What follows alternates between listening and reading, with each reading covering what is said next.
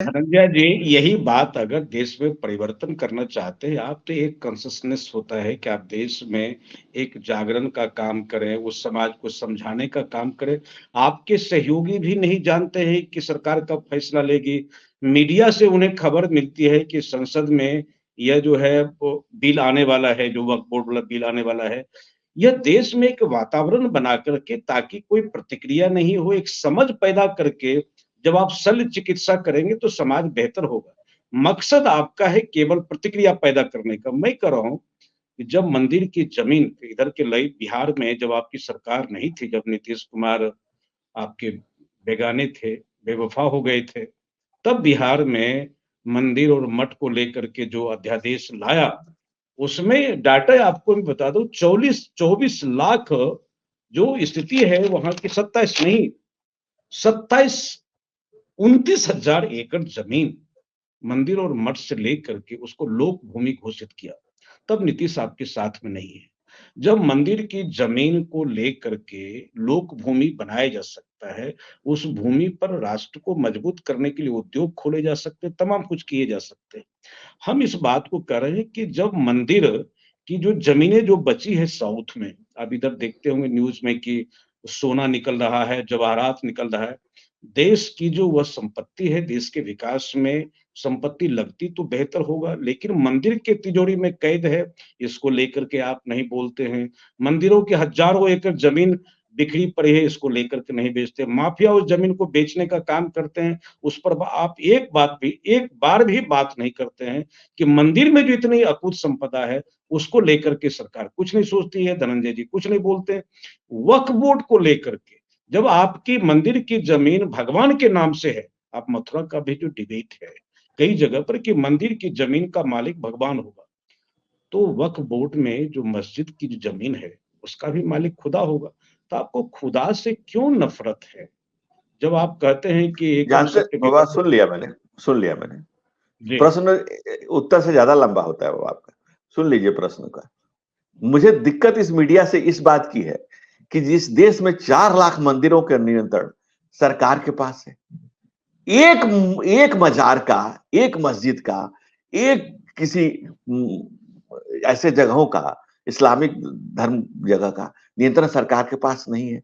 क्या 75 साल में इस देश का कोई मीडिया नहीं था जो कहा कि 4 लाख मंदिरों से सरकार 1 लाख रुपए, 1 लाख करोड़ का टैक्स ले रही है, और इस देश में अनेक मदरसा मस्जिदों का, मस्जिदों का जाल बिछा हुआ है, उसे 1 रुपया नहीं ले रही। इस पर जी कभी किसी पत्रकारिता ने सवाल नहीं पूछा। तो मुझे उस जी पत्रकारिता से ये शर्मसार करने वाली पत्रकारिता है। बिल्कुल दूसरी बिल्कुल बात, बिल्कुल। ये शर्मसार करने वाला है। दूसरा, अगर मंदिरों की जमीन अगर सरकार देश के डेवलपमेंट के काम आ सकती है, तो ये वक्फ बोर्ड की जमीनें क्यों नहीं देश के विकास के काम आनी चाहिए? ये मदरसों की जमीन क्यों नहीं विकास बोर्ड के काम आनी चाहिए? कलमा पढ़ के कोई कलाम तो बनना नहीं, आपको विज्ञान पढ़ना पड़ेगा। लेकिन कलमा पढ़ने के जिद जो कटमुल्ले कर रहे हैं, उस पर अगर मीडिया सवाल नहीं करता है, जहां तहां किसी को, जहां तहां जहां जमीन मिलती है वहीं कब्जा कर लिया जाता है, उस पर अगर मीडिया सवाल नहीं करता है, तो मुल्क के आपको प्रति कलमा से चौथे परहेज खंबे है, की लेकिन जिम्मेदारी। गायत्री मंत्र और गीता पढ़ाए जाएंगे, भोजन मंत्र आप खूब पढ़वाते हैं अपने स्कूलों में। ओम सहना भवतु सहनो भुनक्तु सह वीर्यम करवावे, उसमें कौन सा कलाम पैदा होता है? लेकिन कोई कलमा पढ़ लिया तो आपको लगता है कि कलमा पढ़ करके कोई कलाम पैदा नहीं हो सकता है। सिर्फ कलाम कलमा पढ़ के नहीं, सिर्फ कलमा जी पढ़ के नहीं। हमने जी क्या कहा? हम सनातन संस्कृति में सब कुछ जी वैज्ञानिक तौर तरीके से किया जाता है, और हमने कभी नहीं कहा, हमने तो अंग्रेजी शिक्षा है उसका भी स्वागत किया, हमने विज्ञान की शिक्षा का स्वागत किया, हमने तो अपने दरवाजे, खिड़कियां, रोशनदान सब खोल के रखे हैं। अगर कोई जी को मंडूक बनकर रहना चाहता है तो समस्या तो वहां पर होती है। हमने कब किसी को मना किया अंग्रेजी पढ़ने से? हमने कब किसी को कहा किसी भाषा या किसी नॉलेज को लेने इसके लिए? हाँ, लेकिन दुनिया के ऋषियों मनीषियों ने, जर्मनी में जो अभी गॉड पार्टिकल खोजा गया जिस वैज्ञानिक ने, उसने कहा कि हमारी प्रेरणा का केंद्र वेद है, हमारी प्रेरणा के केंद्र तमाम अगर ऋषि महर्षि बताते हैं, और हमारे यहाँ तो ऋचाएं वेद की जो लिखी गई हैं वो विज्ञान जी के आधारित है, वो सारी खोजे हैं। वाजभट्ट जी ने 1200 सूत्र लिखे हैं सिर्फ भोजन कैसे किया जाए, वात पित्त कफ पे लिखे हैं, जिस पर आज नेचुरल साइंस में पूरी दुनिया आगे दोबारा से उस लाइन पर चलने की कोशिश कर रही है।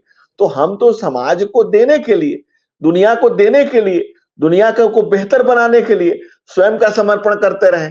दधीची ने हड्डियों का दान दिया, हमने तो लेकिन आपको क्या दूसरे लगता जगह है पे। कि मदरसा मदरसा में धनंजय जी, क्या मदरसा में केवल एंटी सोशल एलिमेंट पैदा होते हैं? क्या मदरसा में एक मुकम्मल इंसान का जन्म नहीं हो रहा है? आपको क्या मदरसा के बारे में सीधे दाढ़ी देख करके, टोपी देख करके और पैजामा जो है ठौना तक देख करके आपको लगता है कि ये व्यक्ति वो जाहिल कौम ही है, इनके पास विज्ञान और कोई रिश्ता नहीं है? क्या लगता है आपको?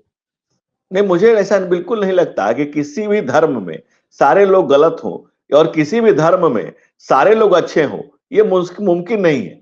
लेकिन अगर इंग्लैंड खड़ा होकर के कहता है कि उसके यहाँ जो जितने हंगामे हो रहे हैं उसमें एक धर्म विशेष के लोग हैं, अगर जर्मनी कहता है कि उसके यहाँ जो हंगामे हुए उसमें एक धर्म विशेष के लोग हैं, अगर फ्रांस जी। कहता है कि अब इन पर लगाम लगाने की जरूरत है, वो एक धर्म विशेष के लोग हैं, अगर Iran, Iraq, Jordan, Syria, Pakistan और बांग्लादेश में अगर हो रहा है और वो एक धर्म विशेष के लोग हैं, तो उस धर्म विशेष के कुछ लोग पर ध्यान रखने की बेहद जरूरत है और लेकिन उस एक बात समाज है को भी धनंजय जी, सोचने की जरूरत है। आपने धर्म विशेष की बात की है कि मैं जानता हूं कि सीधा सीधा आपका इशारा मुसलमान से है। मैं करूं जो मुस्लिम मुल्क हैं, जो इस्लामिक कंट्रीज हैं, वहां कौन सा जो दूसरे धर्म से झगड़ा है?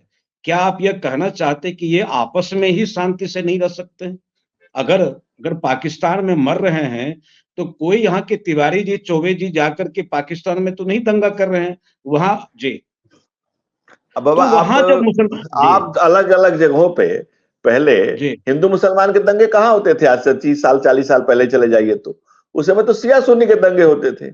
उनके आपस के ही एक पीढ़ी जो जब से वो इस्लाम का प्रादुर्भाव हुआ है, तब से उन्हीं के सेगमेंट से एक लोग छाती पीट रहे हैं, या हुसैन हम नहीं थे।